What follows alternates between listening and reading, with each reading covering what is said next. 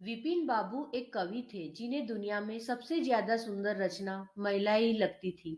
इनकी कविताओं में सिर्फ महिलाओं के रूप, सुंदरता और यौवन की ही तारीफ हुआ करती थी। जैसे ही किसी महिला का जिक्र होता तो ये अलग और सुंदर सी कल्पना की दुनिया में चले जाते थे। इन्होंने अपने जीवन में एक ऐसी ही सुंदर महिला की कल्पना की थी। विपिन बाबू के मन में था कि उनकी पत्नी फूल सी कोमल, सूरज जैसी चमक, कोयल सी आवाज और सुबह की लाली से शोभित हो। अब विपिन बाबू के कॉलेज की परीक्षा भी खत्म हो गई थी। विपिन के लिए कई सारे रिश्ते आ रहे थे। एक दिन विपिन के मामा ने उसकी शादी भी तय कर दी। विपिन का मन लड़की को देखने का था। उसे देखना था कि जैसी पत्नी की वो कल्पना करता है वो वैसी है या नहीं। विपिन ने मामा से अपनी होने वाली पत्नी को देखने का निवेदन किया, लेकिन मामा ने उसे कहा कि वो बहुत ही सुंदर है, उन्होंने उसे खुद देखा है। मामा की बातों पर भरोसा करके विपिन ने शादी के लिए हाँ कर दी। शादी का दिन आ गया। मंडप के पास बैठा विपिन अपनी पत्नी को देखने के लिए उतावला था। होने वाली पत्नी को उसने गहनों से सजा हुआ देखा। चेहरे पर घूंघट, हाथों और पैरों की सुंदर उंगलियां देखकर उसके मन में थोड़ी राहत मिली। दूसरे दिन विदाई के बाद जैसे ही डोली विपिन के घर पहुंची तो वो तुरंत अपनी पत्नी को देखने के लिए दौड़ा। तब उसकी पत्नी पालकी से बाहर घूंघट उठाकर देख रही थी। जैसे ही विपिन की निगाहें उस पर पड़ी, उसे बहुत दुख हुआ। विपिन ने जैसी पत्नी के सपने देखे थे वो बिल्कुल भी वैसी नहीं थी। चौड़ा मुंह, चपटी नाक, फूले से गाल विपिन को बिल्कुल पसंद नहीं आए। रंग भले ही उजला था, लेकिन उसके अलावा विपिन के सपनों की दुल्हन से वो एकदम अलग थी। विपिन की सारी खुशी गुम हो गई। उसे मामा पर काफी गुस्सा भी आया, जिन्होंने लड़की की तारीफों के पुल बांधे थे।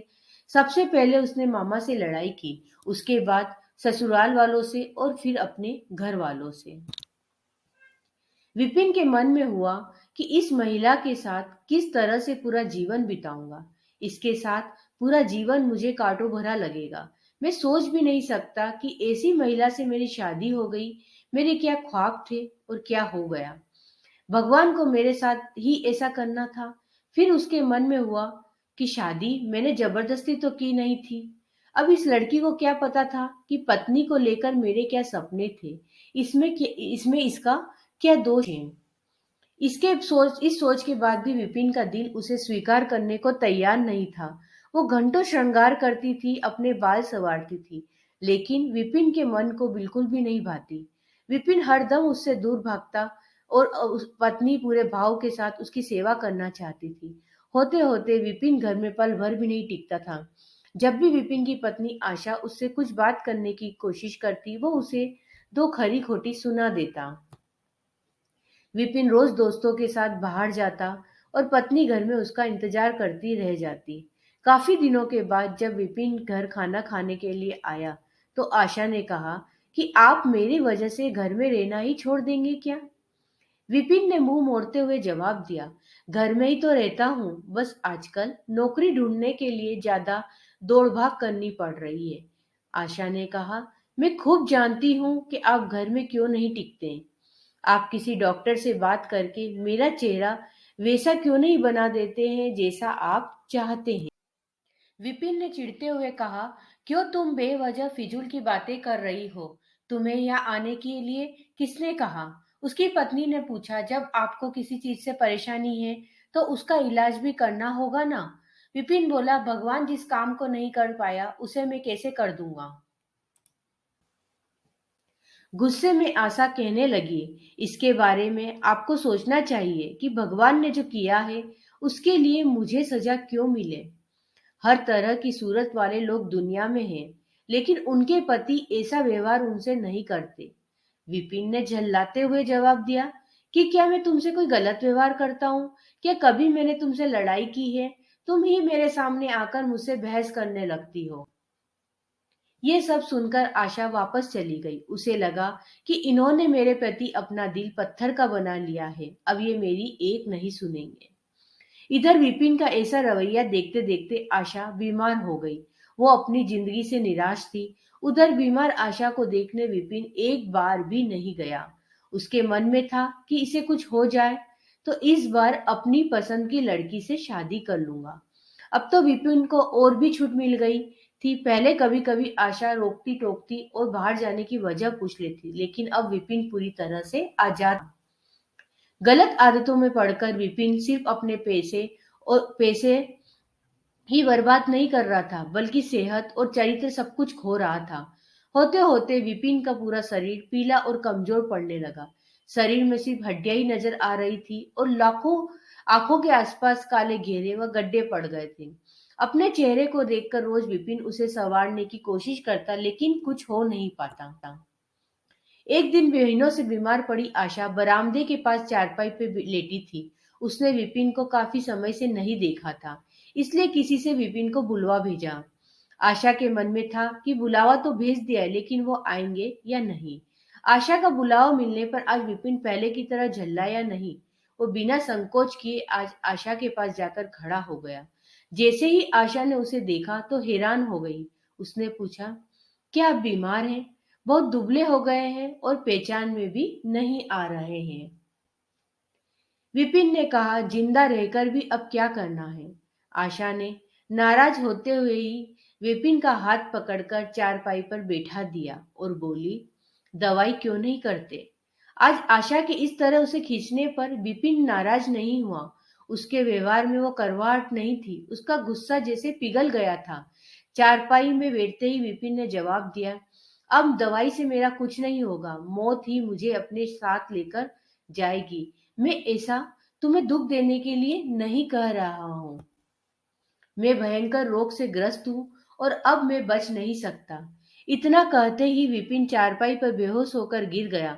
उसका पूरा शरीर कांपने लगा और पसीना पसीना हो गया। विपिन की ये हालत देखकर महीनों से बीमार पड़ी आशा झट से बिस्तर से उठ गई। वो पानी लाकर विपिन के चेहरे पर मारने लगी, लेकिन उसे होश नहीं आया। शाम तक विपिन का मुंह टेढ़ा हो गया और शरीर में कोई हरकत नहीं थी। यह लकवा था जिसकी चपेट में विपिन आ गया था। इस रोग में बीमार आशा ने विपिन की खूब सेवा की। लगातार 15 दिन तक विपिन की स्थिति नाजुक बनी रही। दिन रात एक करके आशा द्वारा की गई मेहनत रंग लाने लगी। विपिन की हालत कुछ संभली, लेकिन अभी भी आशा अपनी गोद में सुलाकर ही विपिन को दवाई पिलाती और खाना खिलाती थी। इन सब में वो अपनी तबीयत को जैसे भूल ही गई थी। शरीर बुखार से तपता था, लेकिन उसे विपिन की स्थिति के सामने खुद की सेहत कुछ भी नहीं लगती थी। अब विपिन के दोनों पैरों में थोड़ी ताकत आने लगी थी। होते होते 4-5 महीने में वो अपने पैरों पर खड़ा होने लगा, लेकिन उसका मुंह टेढ़ा के टेढ़ा ही रहा। उसके चेहरे पर पहले जैसी रौनक भी नहीं रही। एक दिन अपना चेहरा शीशे में देखने के बाद विपिन ने कहा कि मुझे भगवान ने अपने किए की सजा दी है। आशा, मैंने तुम्हें सुंदर नहीं माना और आज देखो मैं कितना कुरूप हो गया हूँ। अब तुम भी मेरे साथ वैसा ही व्यवहार करो जैसा मैं तुम्हारे साथ किया करता था।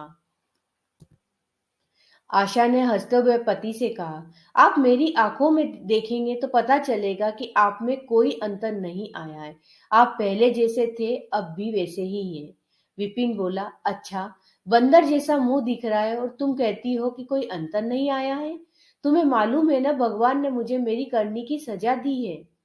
सबने खूब जतन किए, लेकिन विपिन का मुंह सीधा नहीं हो पाया। पति के पैर पर खड़े के कुछ होने के कुछ समय बाद ही आशा ने घर में पूजा रखी, क्योंकि उसने भगवान से विपिन के लिए मन्नत मांगी थी। पूरे मोहल्ले के लोग विपिन के घर में जमा थे। भजन संगीत चल रहा था। तभी आशा की एक दोस्त ने उससे पूछा, अब तो तुझे अपने पति का चेहरा देखने की इच्छा भी नहीं होती होगी, कैसा टेढ़ा हो गया है? गंभीर आवाज में आशा बोली, मुझे तो कुछ फर्क नजर नहीं आता है। उसकी दोस्त ने पलटकर कहा, चल झूठी, ऐसा थोड़ी होता है।